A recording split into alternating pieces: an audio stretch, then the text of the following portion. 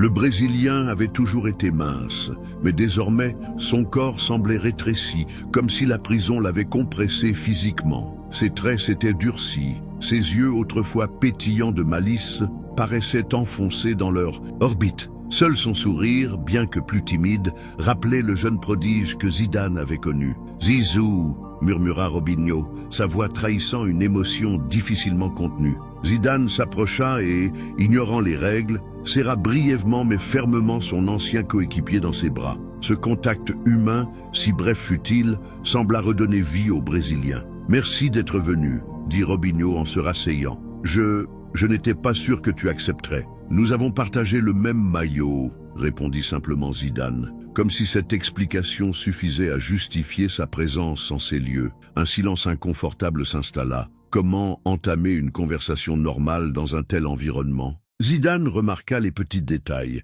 les mains de Robinho qui tremblaient légèrement, les tatouages qu'il ne lui connaissait pas, cette cicatrice récente sous son œil droit. « Comment vas-tu? Là-dedans ?» demanda finalement Zidane, se sentant aussitôt stupide face à l'évidence de la réponse. Robinho eut un rire sans joie. « J'ai connu des vestiaires plus confortables. » Puis, redevenant sérieux, « C'est dur, Zizou, plus dur que tout ce que j'aurais pu imaginer, mais je survis. » Progressivement, la conversation se dénoua. Ils évoquèrent d'anciens coéquipiers, des matchs mémorables, des anecdotes du vestiaire madrilène. Zidane fut surpris de constater combien Robinho suivait encore l'actualité du football, malgré son isolement. « Tu te souviens de ce match ?»« Contre Séville ?» demanda Robinho, un véritable sourire illuminant enfin son visage. « Ta passe, personne d'autre n'aurait pu la faire. J'ai juste eu à pousser le ballon. Tu as quand même dû éliminer 2 défenseurs avant, » corrigea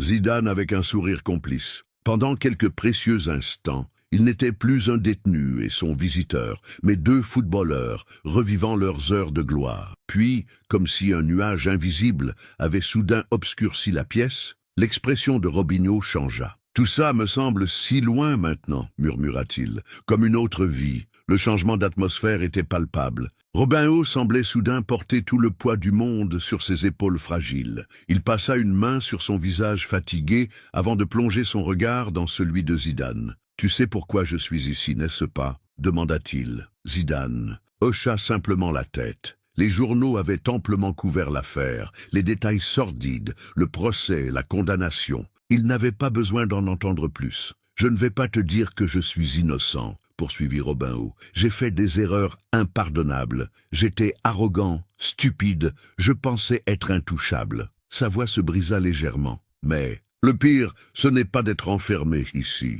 Le pire, c'est de savoir ce que j'ai fait à ma famille, à mes enfants. » Zidane observa silencieusement cet homme brisé. Où était passé le jeune Brésilien insouciant qui jonglait avec le ballon comme si la gravité n'existait pas? « Ma femme a demandé le divorce, » continua Robinho. « Je ne peux pas lui en vouloir. Elle essaie de protéger les enfants, de leur construire une vie loin du scandale. Mais mon fils aîné... » Il s'interrompit, visiblement ému. « Miguel a 12 ans maintenant, l'âge où un garçon a le plus besoin de son père. » Robinho sortit de sa poche une photo froissée qu'il tendit à Zidane, un jeune garçon au sourire familier tenant un ballon, portant fièrement un maillot du Real Madrid. « Il est talentueux, tu sais, vraiment talentueux, pas comme ces gosses dont les pères disent qu'ils sont doués juste par orgueil. Non, il a quelque chose de spécial. Les entraîneurs de son académie le disent aussi. » Zidane examina la photo, reconnaissant effectivement dans la posture du garçon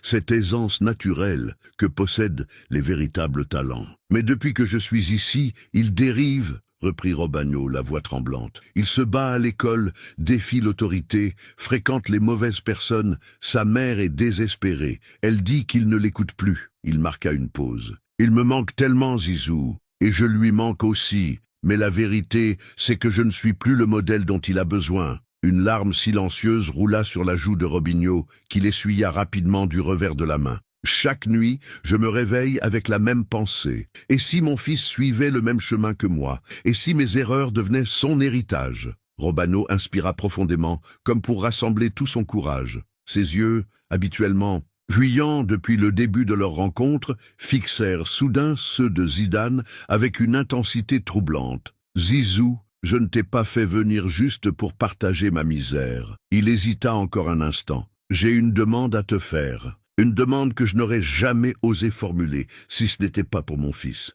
Zidane sentit une tension nouvelle l'envahir. Qu'allait lui demander Robano? De l'argent? Une intervention auprès des autorités? Il se prépara mentalement à refuser poliment mais fermement toute requête compromettante.